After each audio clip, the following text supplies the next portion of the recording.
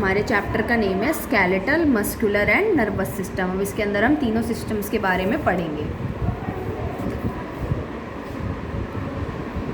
Our body is a wonderful machine.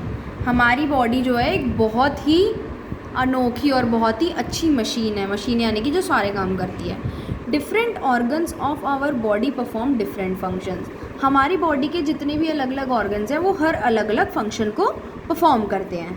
For example the heart pumps blood to all the body parts. अब example क्या ले रहे हैं, जैसे हार्ट है वो हमारे पूरी बॉडी पार्ट्स को ब्लड पंप करता है।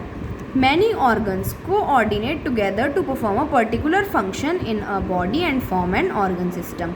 और बहुत सारे जो हमारे ऑर्गन्स होते हैं वो एक दूसरे के साथ मिलजुल कर काम करते हैं और एक पर्टिकुलर फंक्शन को परफॉर्म करते हैं हमारी बॉडी में और एक ऑर्गन सिस्टम बनाते हैं।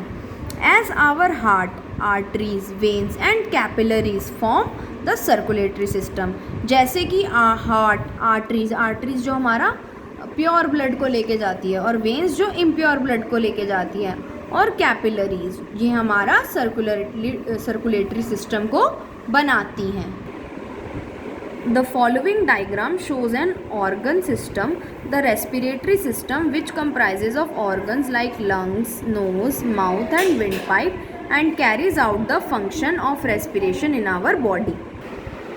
तो अब इसमें ये बोला है, ये जो डायग्राम है इसकी हमारा रेस्पिरेटरी सिस्टम का डायग्राम है। रेस्पिरेटरी सिस्टम में क्या क्या आता है, हमारा नोज़, विंड पाइप, लंग्स, ठीक है, और माउथ, क्योंकि नोज़ और माउथ के थ्रू हम अपनी एयर को इनहेल क्योंकि हम नोज़ के थ्रू या अपने माउथ के थ्रू हम एयर को लेते हैं, उसके बाद वो विंड पाइप, फिर जो हमारी एयर है, जो इनहेल्ड ऑक्सीजन है, वो विंड पाइप के थ्रू हमारे लंग्स में जाएगी। तो ये सारी चीज़ें मिलके बनाती हैं रेस्पिरेटरी सिस्टम। नेक्स्ट आता है, an organism can survive only when all organ system coordinate together. अब एक ऑर्गेनिज्म यानी कि एक आदमी तभी सर्वाइव कर सकता है या कोई भी जीव जंतु तभी सर्वाइव कर सकता है जब उसके सारे के सारे ऑर्गन सिस्टम एक दूसरे के साथ कोऑर्डिनेट करके काम करे। The various organs system of the human body are listed below. अब नीचे हम पढ़ेंगे ह्यूमन बॉडी के ऑर्गन सिस्टम।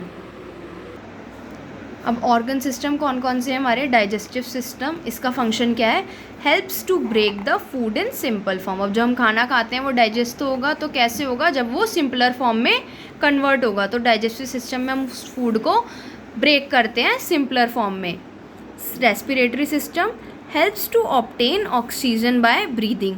क्या हेल्प करता है कि हम अपनी ऑक्सीजन को इनहेल करते हैं तो वो हमारी बॉडी में जाती है ना, कैसे जाती है, रेस्पिरेटरी सिस्टम की मदद से। Circulatory system transports nutrients and oxygen to all parts of the body. Circulatory का मतलब ही क्या हो गया, चीज़ों को सर्कुलेट करना। तो ये क्या करता है, हमारे जो न्यूट्रिएंट्स होते हैं और जो ऑक्सीजन होता है उनको ट्रांसपोर्ट करता है हमारे पूरे बॉडी पार्ट में। एक्सक्रीटरी सिस्टम, एक्सक्रीट का मतलब क्या होता है, किस चीज़ को निकालना। तो फंक्शन क्या हो गया, throws out waste from the body, यानी कि हमारी बॉडी में से वेस्ट को निकालना। Skeletal system gives shape and support to the body. अब जो हमारी बॉडी है वो स्ट्रेट है, किसकी वजह से है, क्योंकि स्केलेटल सिस्टम, अगर हमारे अंदर हड्डियाँ ही नहीं होगी तो हमारी बॉडी को शेप कैसे मिलेगी, है ना। Muscular system helps in movement of body. अब मस्कुलर यानी कि जो हमारी मसल्स वगैरह क्या हेल्प करती हैं हमारी बॉडी की मूवमेंट में। Nervous system helps in thinking, learning etcetera. Nervous system यानी कि जो हमारा ब्रेन वाला पार्ट हो गया सारा, उससे रिलेटेड जितने भी हमारे बॉडी पार्ट, मतलब जो भी हमारा पार्ट होता है वो क्या हेल्प करता है, हमें सोचने में, हमें चीज़ें याद करने में। रिप्रोडक्टिव सिस्टम, रिप्रोडक्टिव यानी कि किसी चीज़ को रिप्रोड्यूस करना, किसी चीज़ को बनाना। हेल्प्स इन प्रोड्यूसिंग बेबीज़, तो बेबीज़ को प्रोड्यूस करने में हेल्प करता है। In this chapter we'll read about skeletal system, muscular system and nervous system in detail, ठीक है।